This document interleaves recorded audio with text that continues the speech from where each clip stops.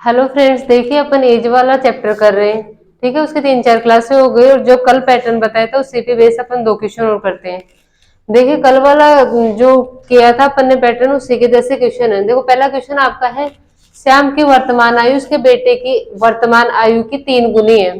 5 वर्ष बाद उनकी आयु का अनुपात 34:13 हो जाएगा। श्याम के बेटे की वर्तमान आयु ज्ञात कीजिए। ठीक है, देखो कल के जैसे करेंगे। इसमें बोल रहा है श्याम की वर्तमान आयु उसके बेटे की आयु की कितनी है, 3 गुनी है।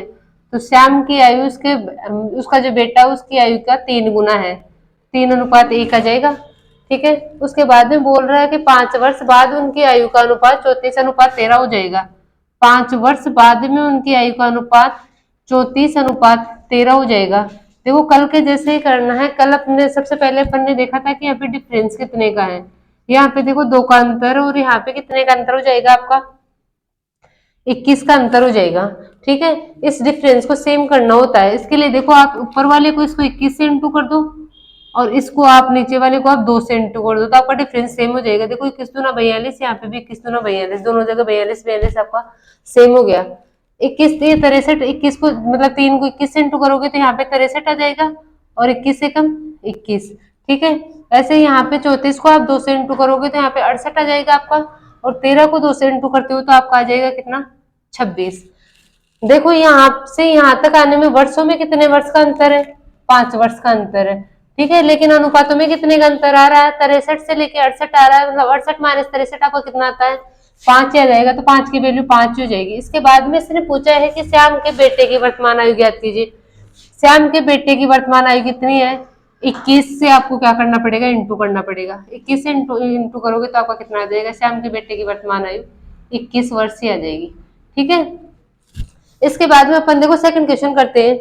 रीता की आयु उसके बेटे की आयु की 5 गुनी है। ठीक है, 9 वर्ष बाद में उनकी आयु का अनुपात 13:5 हो जाएगा।